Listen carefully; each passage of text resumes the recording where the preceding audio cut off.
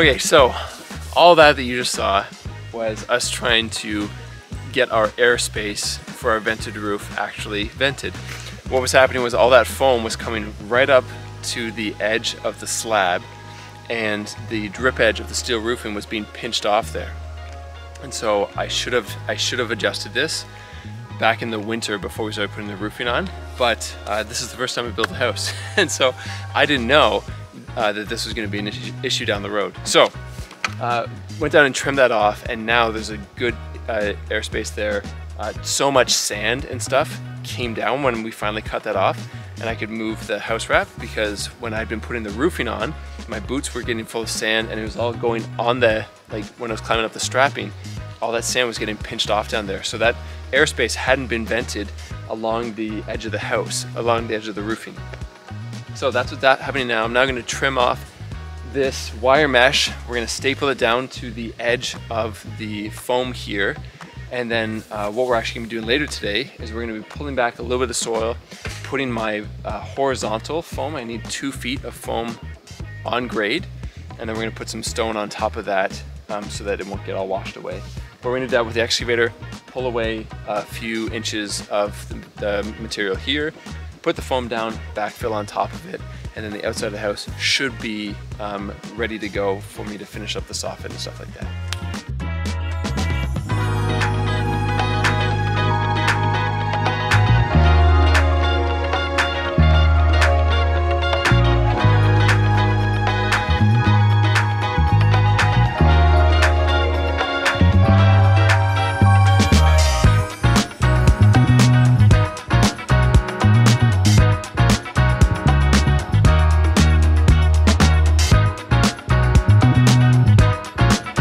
All right, the excavator just got dropped off, so we're gonna get started on trying to prepare the ground so that we can put down our horizontal insulation and get the groundwork around the base of the house all finished and tied in.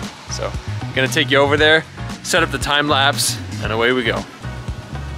So, could I be doing that right now? Yes, probably much slower.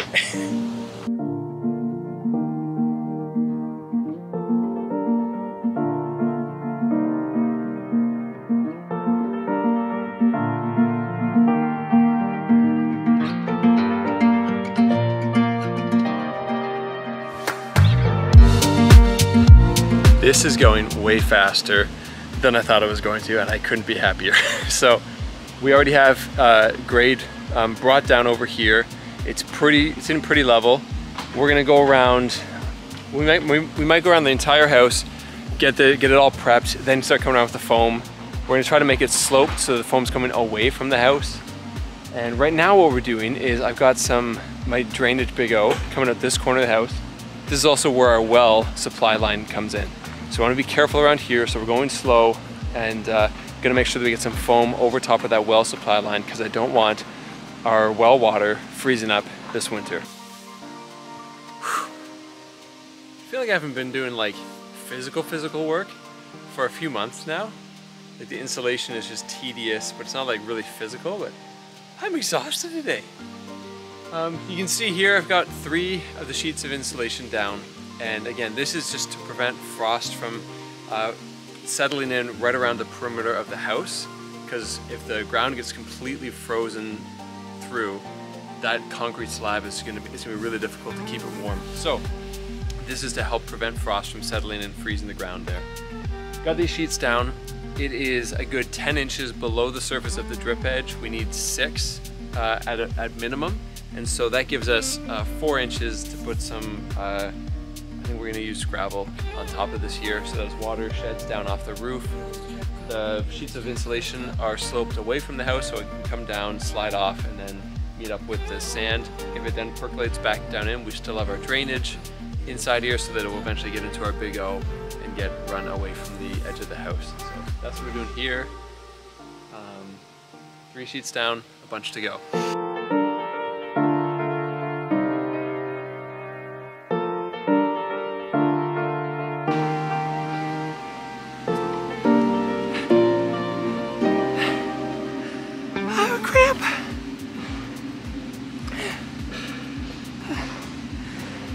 The good news is this is the farthest corner from where the gravel's located in the driveway. So there's that, I guess.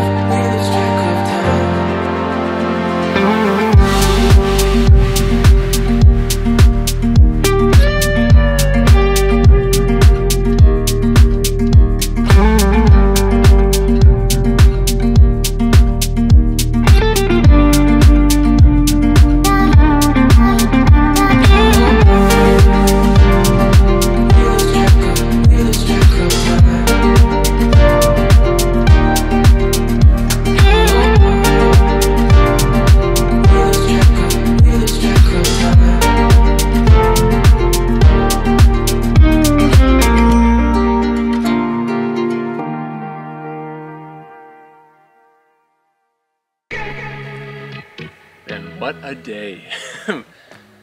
My friend Sterling, who is running the excavator, he just left and it looks so good up here.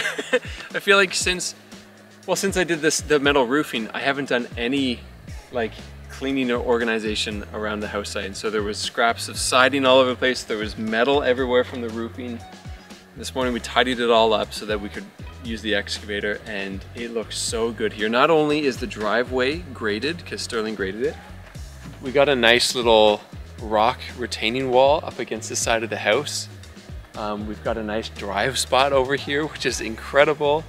And I'm almost entirely ready to finish up the foam around the perimeter. I've got like half of the other side of the house is finished with the gravel on top of it, and it's backfilled and everything. It looks so good.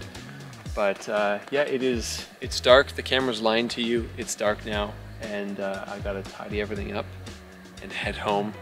Tomorrow's gonna be another really good day. I'm hoping that I can get all of this foam and drainage work sorted out by the end of day tomorrow. That's the goal.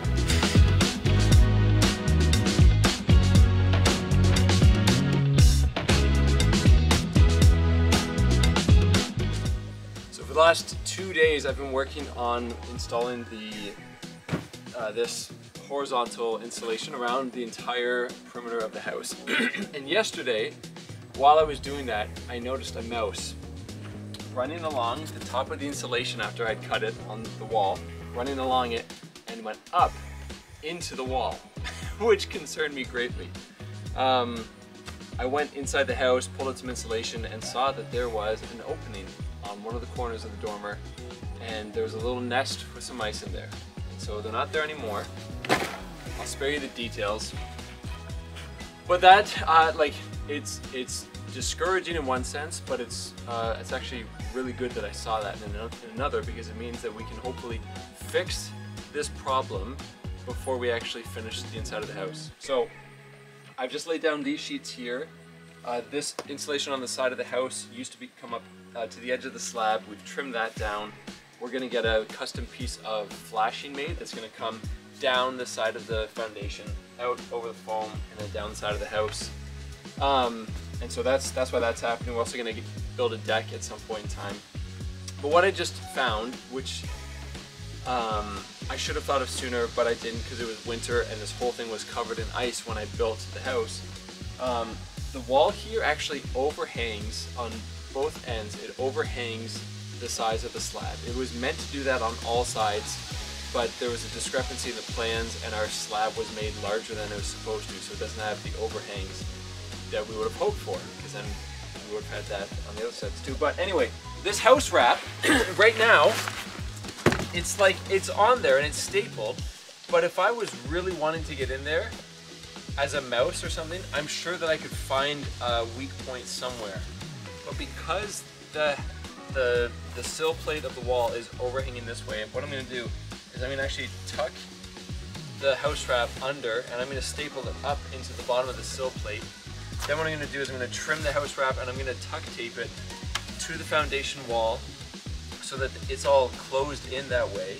And then when we get that metal piece of flashing, it'll really prevent anything from being able to crawl up inside. So that's what I'm doing now.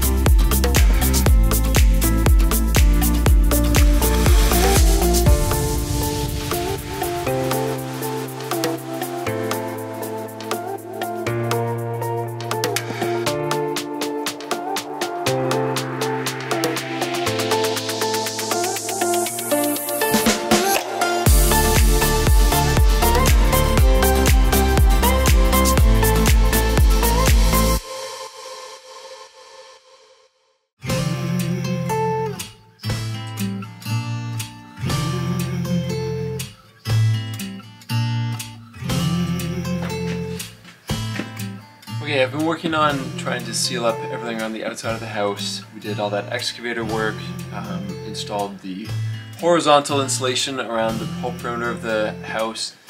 I then went around and trimmed the wire mesh, taped all of the house wrap to the foundation, and now what we're going to be doing is we're going to be getting a custom piece of flashing bent so that we can fix that to the concrete slab and go down over our insulation to just tie in all of that. And I'm thinking it'd probably be a good idea for me to cut out a scrap piece, bend it, and then go around to a few different places on the house and make sure that I have cut the foam down low enough in all areas to see if I can just get one profile made. If I can't get just one profile made, like let's say on the gable ends, just with the way that the roofing comes down the sides, let's say on the gable ends I can do 6.5 inches, it might just be that on the sides I can only come down 4 or 5 depending on how the strapping and everything works out. So I'm going to do one cut piece, or one test piece right now. I'm going to cut it, and then we'll go around and test it in a few different areas before we tell the manufacturer what we need.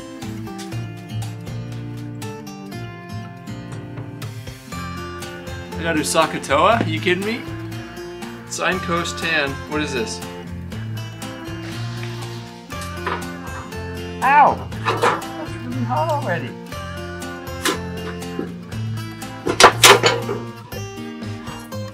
Dump's on the shady side.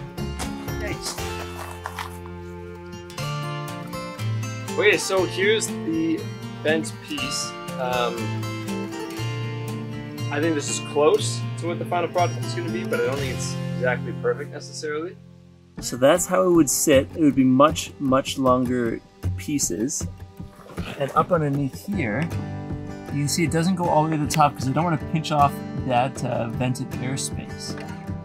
We'll go up that far, run straight along there, all the way to the corner. Okay, so that's the gable end done. Let's go check and see if this would also work on one of the sides. I'll have to get all this stone out of the way first. I knew that that was going to be the case, so that made I just bend it. The answer is no.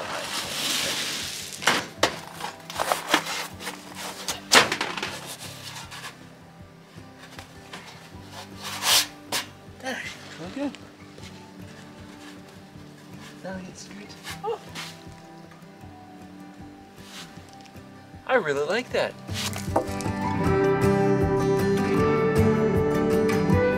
This. So,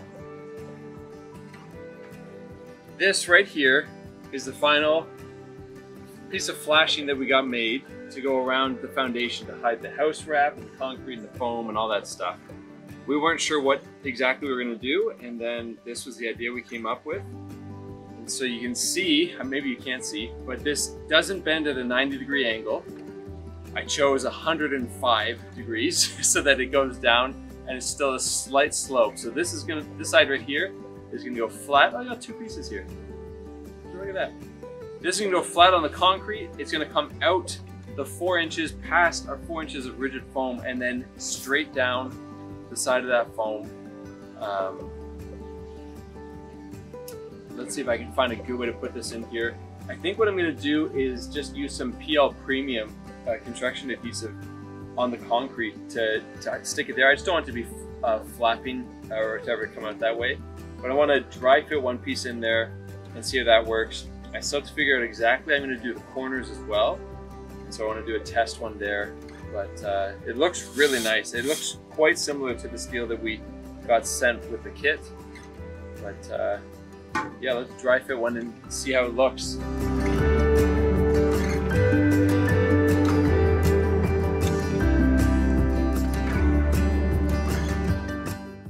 All right, we're back at the steel flashing today and hoping that it'll be more productive than it was yesterday. We ended yesterday by digging out all of the gravel around the perimeter. All the foam is exposed, so now I can lift up the sheets of foam and hopefully the flashing will now fit into place. I'm thinking I'm gonna start on this back corner because A, it's the back corner, so I can learn a little bit here. But also I wanna start in a corner so that my steel overlaps in good spots. So gonna do that, and that's what I have to figure out first is how exactly do I want to cut the steel so that it overlaps so we don't get any water penetrating in behind. This isn't for water protection, this flashing, it's just aesthetic and to keep rodents out of the house wrap too, but it's mostly just aesthetic, so I'm not that worried about it, but we will be putting some PL Premium, making sure it's sealed, and then caulking any joints too. So bear with me while we figure this out together.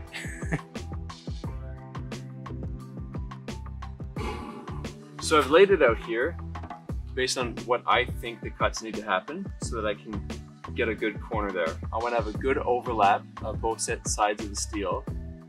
And so on the bottom edge, I'm going to cut in 4 inches and then go on a diagonal to 8 inches. And that means that I'll have a bend right here on the top wall because it steps out 4 inches, and then a bend at the bottom with this good overlap. So there'll be a bend here that will fold like that, carrying along this part with it, and then there'll be a smaller bend here at the bottom. And then I'll do the opposite on the other side, so we'll have a good overlap there. Just gotta cut and see.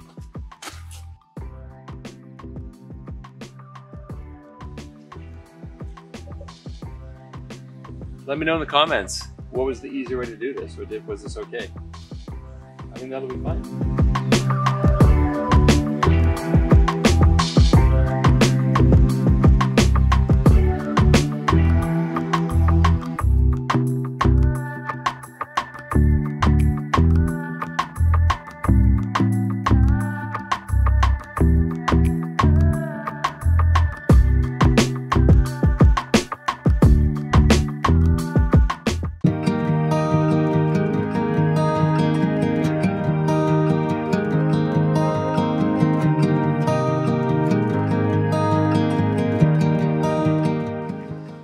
So now that I have,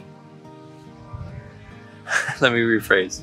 Now that I've done it once, I think there's a few things I could do to improve, but that corner is now held, and when I just go onto the two ends and push, it tightens everything up. And so I'm hoping that by just putting some construction adhesive on the ends there, when I pull it up and once it dries, it'll just hold it all tight there. And then when I get all this backfill, push back in, it'll hold everything nice and snug. So.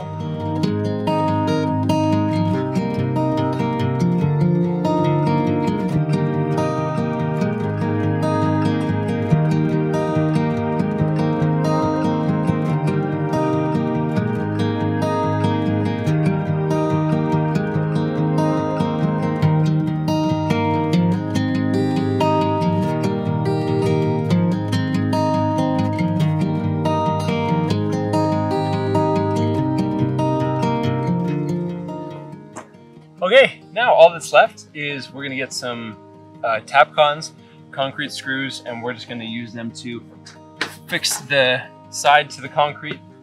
I don't know how often we'll do it, but we're gonna pick those up probably in the next few days and fasten it down, because what's happening is in the middle of the house specifically, it's kind of coming away from the concrete a little bit, which is causing a bit of a dip in this corner here. So by pressing it tight up against concrete, putting a screw in, because this bend was put in by a machine, it'll, I mean, if you hold it up, if I were to hold up one of those 10-foot sheets, it would stay, it might bow a little bit, but it would stay pretty straight.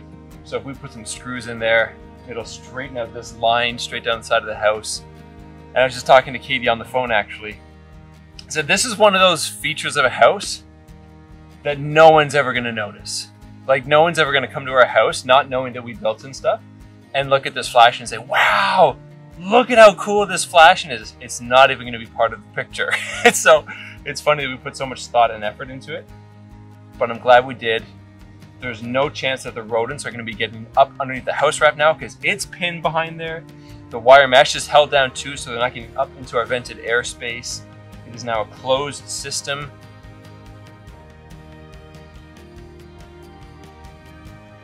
Here's our before. This is what it did look like. And then when we come over here, this is what it will look like when it's all said and done. Oh man, it's so much better.